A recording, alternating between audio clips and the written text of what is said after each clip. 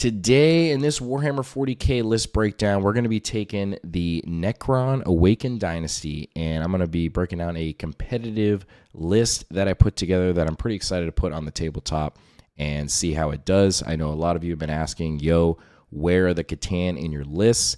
And here it is, okay? So if you're wondering how to fit some Catan in your Awakened Dynasty list, this is one that I came up with, and let's just get into it. So if you see my list breakdowns in the past, you know I divide them into three sections. We got the home field and anchor. We got our anti-tank, and we got our mission play primary denial. So what is holding our points and what is scoring our secondaries? All right, so let's start at the top here. As you know, I love Mr. Hexmark Destroyer. I think they are so good in the meta right now.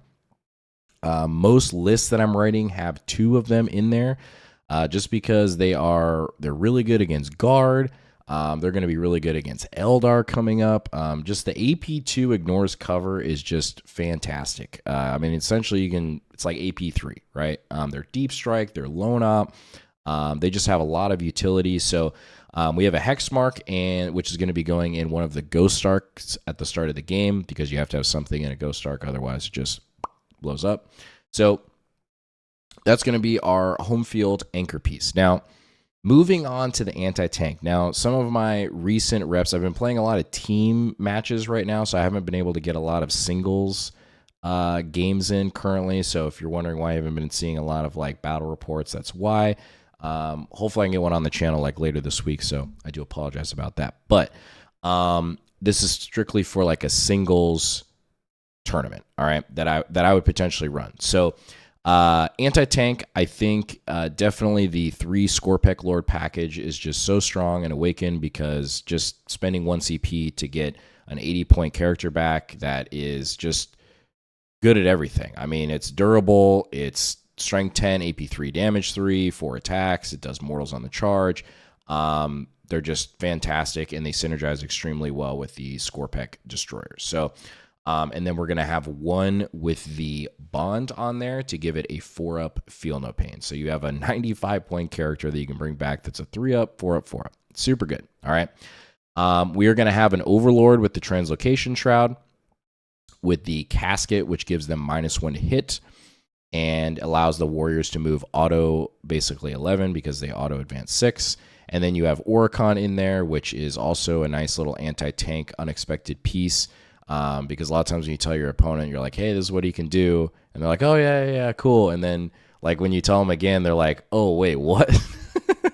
So he's great. I mean, he can definitely pop off and put, 8 to 12 mortals on any sort of vehicle, which is great, like once per game. So if you really need it in a punch.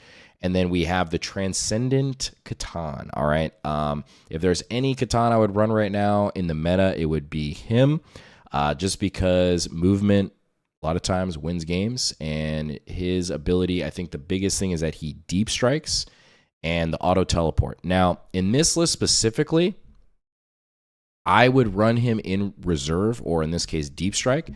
And the reason why is because I think he offers a really nice rapid ingress, potentially heroic intervene play. So what's interesting is depending on if you go first or second, the Transcendent can be put in a spot because he deep strikes exactly where you need him. And he's so durable, a lot of the times you can put him in a safe spot where your opponent doesn't have enough firepower to interact with him or get him off the table. And it has to make more or less them think twice about wanting to charge your unit. So like if let's say you have like a Scorpec Lord or something on like your natural expansion, and they're moving up some units, they're like, oh yeah, I'm totally just going to just wreck this Scorpec Lord. It's my point. And you're all of a sudden at the end of their movement phase, you're like, all right, well, I'm going to ingress this Transcendent here. And then they're like, well, crap, I need to charge this Scorpec Lord. And now they potentially can't, or they can, but then they're going to get heroic intervened by the Transcendent.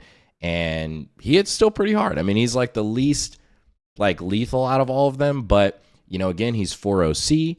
And with the heroic intervene, he could potentially keep the Scorpec Lord alive, and he's going to do a decent amount of damage. So, and he's got a decent gun and a lot of stuff. So I think he's interesting tech piece. I think it'd be cool. It'd be fun to play.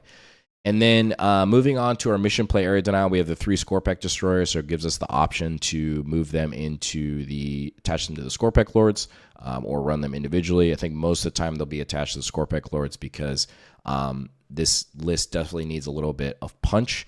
And then we have 2 units of flayed ones. They're just super good right now. Most lists I write have 2 units in there, one to an early scoring piece, and then the other one is just to slow down your opponent if they have like some really big scout moves, with World Eaters or Guard, Votan, Tyranids, all those sort of armies, just trying to give you some good early board control, so it doesn't interrupt your game plan.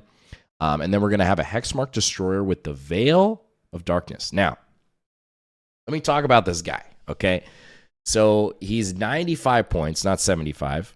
And with the Veil, it's just an interesting tech piece. I think it's just kind of fun. And this, hopefully shows you just like, run stuff that you think is kind of cool and fun and just like experiment, right? That's like one of the best parts about this game. So, the Hexmark, I actually ran it this way this past weekend in my teams list right now. And what's really cool about this is in one of my matchups, turn 3, I drew Engage on All Fronts. And I'm just speaking out loud of like what this could do. And I was able to drop a Hexmark in his backfield because it's just 140 mil base, so it's really hard to screen out because it's so small. And I was able to get Engage on All Fronts for 4 points. And then on his turn, he shot the Hexmark off the table, but it's Lone Up. So he had to move a resource within 12 to go get it. And then I spent a CP to bring him back. And then because he had the Veil at the end of the turn, I could bring him back up. And then on my turn, I drew behind enemy lines. And so I dropped him back down again. And because he was Lone Off, I could get him in a safe spot again. And boom, got 3 points for bringing it down. So just that little tech piece alone, just him like shooting the board and doing stuff, 7 points right there, which was super good. And he's 95 points, but there's a lot of different things you can do with him throughout the game, which I really like. So I'm going to keep experimenting with that more, but it was just a super fun unit to play and kind of something to keep your opponent guessing a little bit or kind of off guard because not a lot of people run it that way because it's kind of weird. But it was fun. It was cool. And then we got a unit of Scarabs. Just good filler points to get the list right at 2,000 points. And then since I'm already running like a Locust Destroyer and have some other units, Scarabs are just great for early area denial if you need a containment. I'm running a lot of Cryptex in here, so it's easy for them to get OC, whether it's off the Oricon or off the Illuminar Xeris. And then, of course, we have Illuminar Xeris, Crypto Thralls. We have the block of 20 Warriors and a Locust Destroyer. And so the biggest thing that I'm experimenting with right now is in the original list I ran in the tournament, I had the Race and the Warriors. And I think the Warriors I have been loving. The Oricon Overlord brick it's crazy good. And so I wanted to experiment more with taking out the Race and putting in a little bit more utility and damage and just kind of some interesting movement tricks that I could do. So very excited to put this list on the table.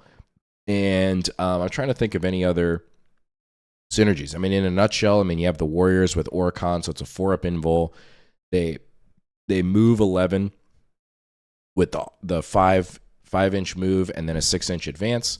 And in my testing, it is just so hard to shift that brick right now. And the thing is that you can deploy them in a way where because they move that 11 inches, it gives you the flexibility to expand out to the middle and your natural expansion. So in a lot of ways, and I'm going to talk about this in the one of the battle report videos so you guys can like visually see it. But what's really cool with just having the 1 unit of 20 warriors and then having more utility pieces, you can spread them out. They're super durable. You force your opponent to go after them because they have to, because you're essentially putting a lot of OC on each one of those points. And whichever way they undercommit, you can pull off of that opposite side and then swing the unit from reanimation to another side, which it's like super powerful. And this is happening on your opponent's turn. It's almost like, in some ways, you're almost getting like a reactive move for free, but it's not a reactive move. It'll be much easier to explain on the battle report, but that is in a nutshell what I'm thinking. And I think it'll be super fun to play. And then there's another list that I'll talk about probably in the coming weeks without the Transcendent and going more of like a heavy MSU style with Awakened, still with the Warriors, but not with the race. That list I think is probably going to be the strongest, or the one that I'm most confident about. And especially going into this meta where I think we're going to be seeing a lot of Eldar and a lot of Guard.